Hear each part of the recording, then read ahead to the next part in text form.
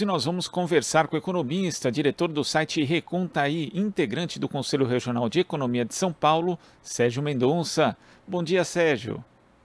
Bom dia, Glauco. Bom dia a todos que nos acompanham também.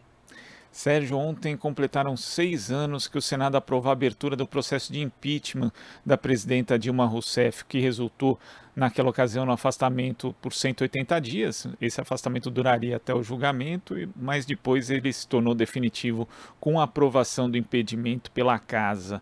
E logo na sequência assumiu Michel Temer com a promessa de criar empregos, destravar a economia, fez ali a reforma trabalhista, mudou a política de preços de paridade da Petrobras, criou a lei de tetos, enfim, tomou diversas medidas, terceirização restrita também, né, em 2017, que acabaram resultando nem em criação de empregos e nem melhora da renda do trabalhador.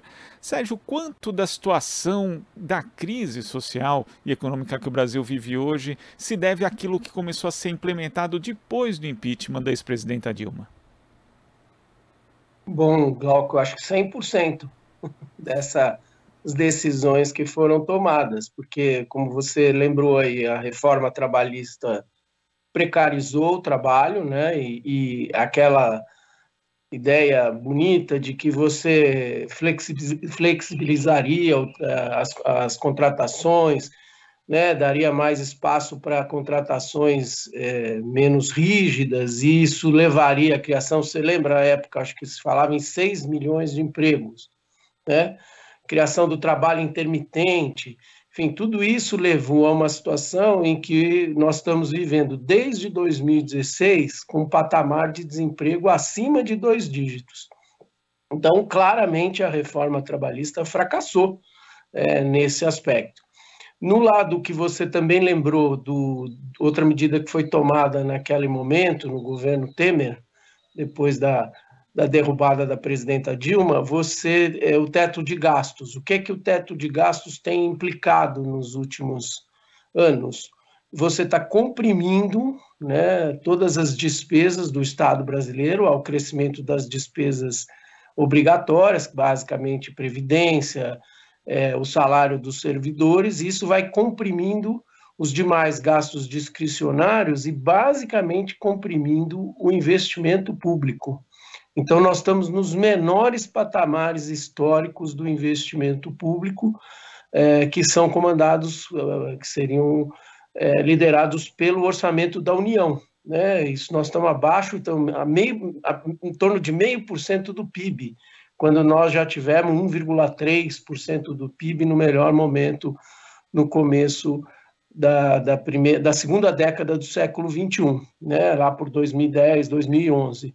Então, isso também comprimiu o investimento público, que é um vetor muito importante para a retomada do crescimento. Ao lado disso, que não é afetado pelo teto de gastos, mas é a política que vem desde o governo Temer, você tem a compressão da atuação das estatais, né?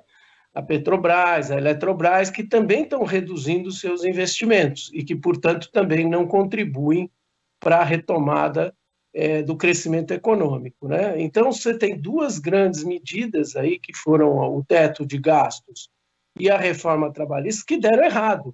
E o que é impressionante é que não há nenhuma autocrítica sobre isso, ao contrário, continua se insistindo como se essa agenda fosse uma agenda positiva para o país. E com isso, você sabe bem, nós voltamos para o mapa da fome, né? A miséria crescendo no Brasil, o desemprego, como eu disse, não cai abaixo de 2 dígitos, a subocupação, né? Pessoas que trabalham em condições mais precárias. Também nós estamos em torno de 1/4 da força de trabalho, segundo os últimos dados do IBGE. Enfim, é um conjunto de indicadores que mostram que nesses 6 anos o Brasil regrediu muito, né? Sem contar que nós éramos a 6ª economia do mundo, lá por volta de 2011, 2012, caminhando até para ser a 5ª maior economia do mundo, e hoje nós estamos aí na 13ª posição, né? Ou seja, fracassou completamente essa agenda, que na verdade, acho que os motivos principais do golpe contra a presidenta Dilma, contra o governo dela, foi uma das razões, na minha opinião, foi conter os salários mesmo, conter a taxa de salários. A política de salário mínimo foi abandonada a partir de crescimento real do salário mínimo depois de 2019, né, como nós sabemos, e provavelmente o governo Bolsonaro vai entregar um salário mínimo real menor do que quando ele entrou, primeira vez desde 94. Enfim, é um fracasso total, eu diria, e responde, como a sua pergunta, por 100% da degradação da situação social que nós estamos vivendo nesse momento. Agora, nós tivemos essas medidas que foram adotadas pelo governo de Michel Temer logo ali após o afastamento da presidenta Dilma, também no ano seguinte, e depois a eleição de Jair Bolsonaro. A gente pode dizer, Sérgio, que em termos de política social e econômica, o governo Bolsonaro é em grande medida uma continuidade, talvez até piorada, do governo Temer?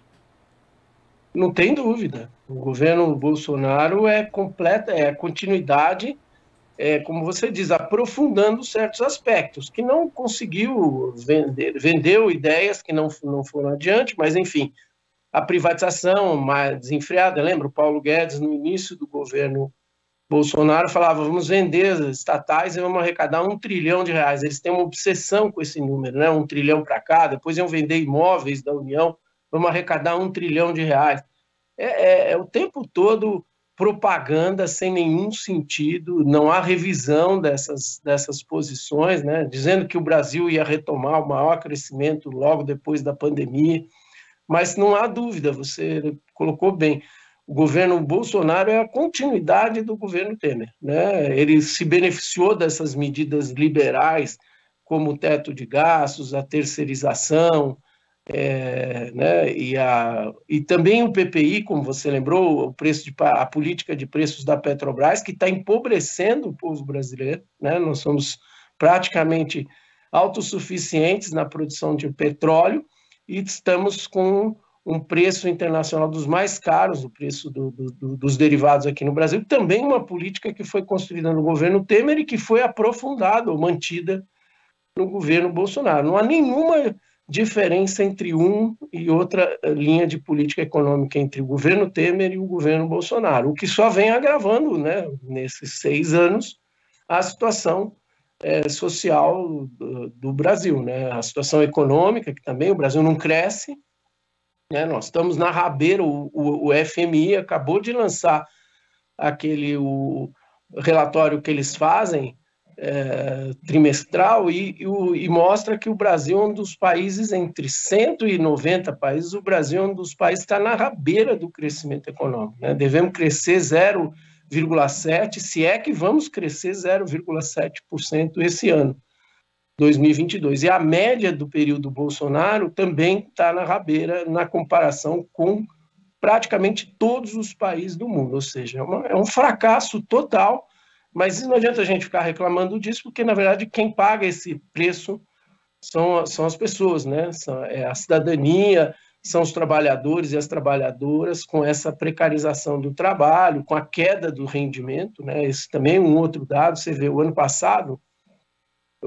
esse ano, o IBGE está mostrando que nós já temos 8 milhões de pessoas a mais trabalhando, com a retomada não o fim da pandemia, mas com a retomada dos serviços, principalmente, com a abertura após a pandemia, a diminuição dos indicadores da pandemia, e a massa salarial não cresce. Por quê? Porque os empregos que estão sendo retomados são empregos mais precários, com rendimentos mais baixos, né? Então, você tem 8 milhões de pessoas a mais trabalhando, mas a massa salarial segue sendo a menos, e, portanto, você também não tem uma dinamização da economia pela massa salarial, que é um fator muito importante para a retomada do crescimento econômico. Com a massa estagnada, com as pessoas endividadas, com a taxa de juros subindo, né, como subiu nos últimos meses, nós temos muita dificuldade para retomar o crescimento econômico. É preciso mudar todos esses sinais da política econômica atual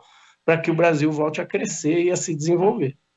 Agora, essas mudanças também não vão ser fáceis, né, Sérgio? Porque quando a gente observa, por exemplo, nessa semana o ex-presidente Lula falou que num eventual governo dele não vai ter mais teto de gastos. E ele ressaltou, inclusive, que isso não significava, obviamente, qualquer tipo de irresponsabilidade fiscal. Até porque existem mecanismos para você controlar isso com o crescimento do PIB, como se demonstrou, inclusive, cabalmente nos governos dele, também em parte das gestões da ex-presidenta Dilma Rousseff.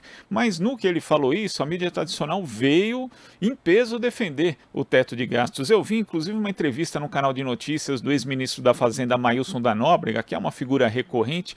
Eu ficava pensando assim, Sérgio, poxa, mas como é que uma pessoa que fez um plano fracassado como o Plano Verão, que teve ali no último mês da sua gestão uma inflação de 80%, né, num único mês, pode virar um guru que para dizer, né, ditar os rumos da economia do país, mas é isso, porque ele se alinha à questão da austeridade fiscal. Hoje mesmo o jornal Estado de São Paulo fez um editorial dizendo que o ex-presidente Lula, com a sua promessa de romper o teto de gastos, faz uma promessa de quebrar o país. Então, para fazer essas mudanças vai ser necessário muita mobilização, né, Sérgio? Porque a mídia tradicional está junto com esses economistas que defendem essa austeridade fiscal, né, que na prática prejudica os mais pobres, e também parte do legislativo, infelizmente, está comprometida com isso. Sem dúvida, você tem razão, não vai ser fácil.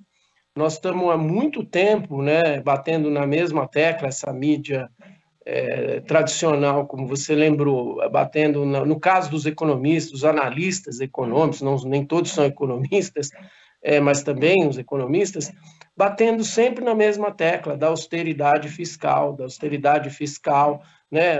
É a ideia que foi criada lá na crise de 2008, de que uma austeridade fiscal levaria o setor privado a investir no lugar do Estado e a retomar o crescimento. Isso não aconteceu. O que é inacreditável, Glauco, e todos que nos acompanham, é que não há nenhuma autocrítica, né? Nem dos analistas, nem dos formuladores que estiveram no governo, e nem da mídia, como você bem lembrou.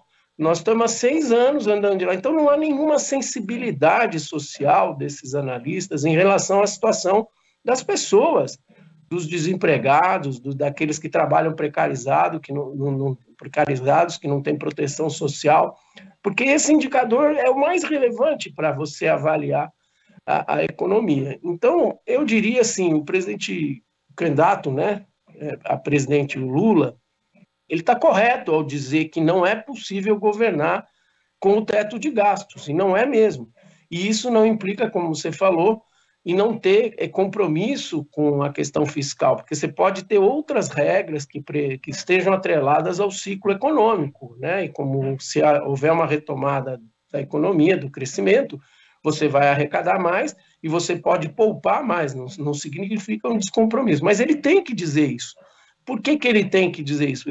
Vamos dizer que ele ganha a eleição daqui a 5 meses, em outubro. Ele já está sinalizando para um Congresso que, mesmo que hajam forças conservadoras no Congresso, que é necessário rever essa regra. E vamos lá, né, Glauco? Outra coisa que a mídia, em geral, esconde. O teto já foi rompido várias vezes, desde que ele foi criado em 2016, mas já com efeitos para frente. Agora, mais recentemente, com a PEC dos precatórios, você mudou a regra de cálculo do teto.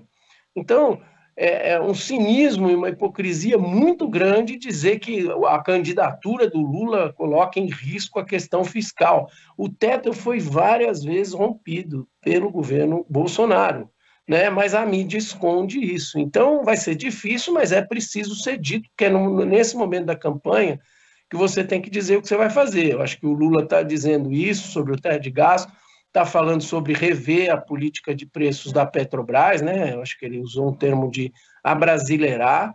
Isso não vai ser uma coisa simples também, porque vai ser necessário criar mecanismos no curto prazo que garantam a diminuição desse preço com subsídio, porque nós temos 25% dos derivados são importados e nós temos que construir refinarias. Isso leva 3, 4, 5 anos para você garantir uma autossuficiência. Em petróleo bruto, nós temos autossuficiência, mas em derivados ainda não. Então você vai ter que criar uma regra, mas você vai ter que mexer nessa política. E eu acho que o certo na democracia é isso, é dizer o que você vai fazer, porque se você for eleito, você cria as condições políticas para pressionar mesmo um Congresso conservador, que provavelmente teremos ainda em 2023 em diante, mas a rever essas políticas, especialmente a do teto de gastos, a política de preço da Petrobras, e também a reforma trabalhista, né, Glauco? Que, como nós estamos vendo aí no exemplo espanhol, você tem possibilidades na França também de rever, não sei se vai ser revogar, mas certamente rever os piores itens da reforma trabalhista para criar condições de gerar emprego de melhor qualidade. Então, é uma tarefa longa, uma tarefa grande, e o mais importante de tudo será também enfrentar a questão da fome, né? Da fome e da miséria. Essa é a tarefa, eu diria, para ontem, né? Porque as pessoas estão passando fome. Quem anda e vive nas grandes cidades está vendo a degradação das condições sociais, da população moradora de rua, pedintes, né, na rua, e a situação se deteriorou muito. Enfim, não vai ser fácil, você tem razão, mas é necessário, e uma candidatura popular, né, de centro-esquerda, como a que o Lula representa, pode significar uma reversão dessa situação muito dramática que nós estamos vivendo. Sérgio, para a gente concluir, só lembrando que essa hipocrisia que você aponta na defesa do teto de gastos, ela fica bastante evidente num cenário que a gente tem alta da taxa de juros, contraindo ainda mais a economia, lembrando que o pagamento dos juros da dívida pública não entram no teto de gastos, né? Então, os investimentos na área social, em educação e saúde estão limitados, mas os pagamentos de juros que beneficiam os rentistas, esses são praticamente ilimitados, né, Sérgio? Muito bem lembrado, Glauco. Esse gasto financeiro, né, que é o que se gasta com a dívida pública, ele compromete o grau de endividamento de todo o Estado brasileiro, e esse é o principal indicador que essa mídia hegemônica, esse pensamento hegemônico leva em consideração para dizer se o país está solvente ou não em termos fiscais. E esses gastos estão completamente fora do teto de gastos, né? Porque são os gastos financeiros. Além disso, como a gente também é importante dizer, essa política de juros altos que nós estamos vendo, nós já estamos chegando ao nível o Brasil acho que já alcançou a taxa de juros real, descontada a inflação prevista para o futuro, mais alta do mundo nesse momento. Talvez um outro país esteja um pouquinho acima do Brasil, a Turquia, mas o Brasil está com taxas de juros muito... E é uma política de taxa de juros que não controla a inflação, porque nós estamos vivendo um choque de oferta, né? Um choque de oferta que foi a desorganização na pandemia, das cadeias produtivas, a política de preços da Petrobras, que você não vai controlar através de taxas de juros, ou a questão das tarifas elétricas, né, que foi também uma política que puxou a inflação para cima, em função da seca e da falta de investimentos nessa área do setor elétrico.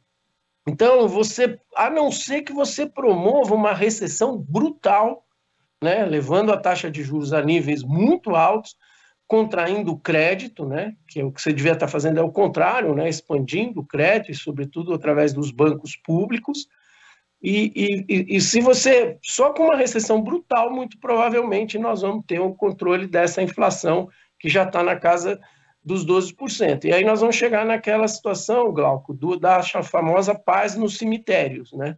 Nós vamos chegar com uma inflação baixa, mas a economia destruída e o desemprego em patamares inviáveis, né? Então é uma situação muito difícil, e quem se beneficia disso? Uns poucos que têm dinheiro, né? Os endinheirados, os bancos, os fundos financeiros e também a classe média alta endinheirada que tem aplicações financeiras. Só esses se beneficiam dessa taxa de juros que compromete, como você disse, dados indicadores que a mídia usa e o pensamento econômico usa, compromete para dizer, não, precisa fazer mais austeridade fiscal. Isso compromete o investimento público, compromete o gasto público, né? E isso não permite que você tenha vetores de novo de retomada do crescimento da economia brasileira. É uma situação bem difícil e é preciso também enfrentar essa questão da taxa de juros, porque essa taxa de juros, essa política de elevação da taxa de juros não garante